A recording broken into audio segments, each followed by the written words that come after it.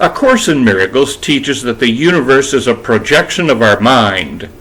I use the word mind in singular because the Course teaches there is only one mind. That mind believes it has split itself off from its source and thereafter split into various parts in order to project and experience a universe. It split itself into billions of pieces in order to experience the universe from the point of view of a separate being, a body. That's us. We're experiencing the universe from the point of view of a body, separate from other things, other bodies, and from God. So the world is our projection. There isn't really anything out there. It's all being made up in our mind. Our mind is simply giving us the experience based on what it believes it is. Just about everybody who believes he's here believes this world is real. Very few people doubt this projection. But the Course tells you it feels real because on an unconscious level of your mind, you want it to be real. The idea isn't new. There are religions that espouse impermanence and the dreamlike quality of the world. But most of us never question it. Why? Well, perhaps the most convincing reason you don't question that the world is real is because other people see this world in the same way you do. You can compare what you perceive with what other people perceive, and most of the time, it's pretty much the same. Of course, sometimes others perceive an event from a slightly different perspective, such as a different line of sight. And you will explain that difference in perception by pointing to a difference in perspective. And this doesn't shake your belief in the world.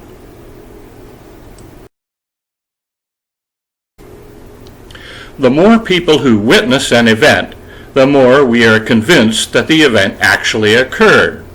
For example, if there's only one witness to an automobile accident, there will likely be more uncertainty as to how the accident occurred.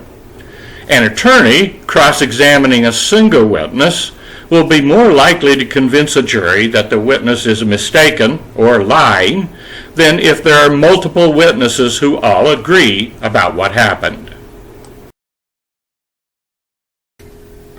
Science also reaches conclusions based on the same principle. An observation by a single scientist is not enough to establish an event, fact, or theory. Observations by multiple scientists likely won't even be enough either. Establishing an experiment using accepted scientific means, reviewed by peers, and replicating experience under varying circumstances will result in a conclusion that science will accept as fact, event, or theory. Hence, even methods used by law and science aiming to establish what is true reinforce our belief that what we see, hear, smell, taste, and feel is real. These methods reinforce the idea that if many people perceive the same thing, then it must be true. When we elevate the importance of the agreement of others in determining what is true, we do so based on a belief in separation. We seem to need the agreement of others because we are afraid of reaching an incorrect conclusion on our own. We fear being wrong because we believe we are alone. So we rely on others and their observations, and we accept those observations as reality when they agree with our own observations. I don't intend to prove the world is real in this video. I merely want to present an alternative explanation for why we all see the world in the same way. I suggest that while my alternative explanation does not prove the world is real, it does give cause to question our assumption that the world is real simply because we all see the same or similar things.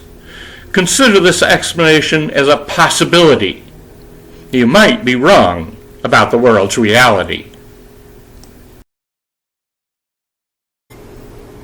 A Course in Miracles teaches that the world is the projection of a single unconscious mind, in which multiple split parts of the mind experience the projection in the same way, although each split mind perceives the projection from a slightly different perspective.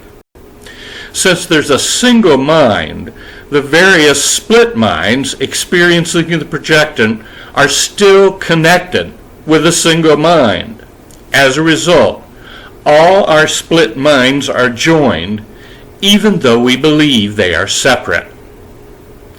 And because we believe our minds are separate, that is what we experience. Psychics are able to read other people's minds because all unconscious minds are connected. This is true whether a mind a psychic is reading is currently connected with a person who is alive or not. Mediums can connect with unconscious minds even when they are not associated with a living mind. Ask yourself, could a psychic or medium know what is in an unconscious mind if minds weren't connected?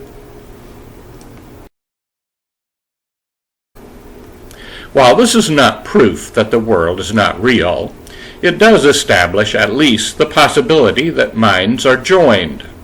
If minds are joined, then isn't it possible that the world is not real, but only a dream, being dreamed by a mind that thinks it has split itself into billions of pieces?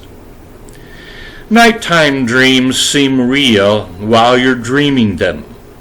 When you wake up, you realize you were only dreaming, and dreams make no sense. One day, we will wake up, and then it will be obvious that we were just having a silly dream. As Jesus says in chapter 27 of the Course, together we can laugh the world away and understand that time cannot intrude upon eternity. It is a joke to think that time can circumvent eternity, which means there is no time. The Course teaches us how to wake up from the daytime dream we're having, which we call this world. When we wake up, we will realize our lives in this world have only been a silly dream.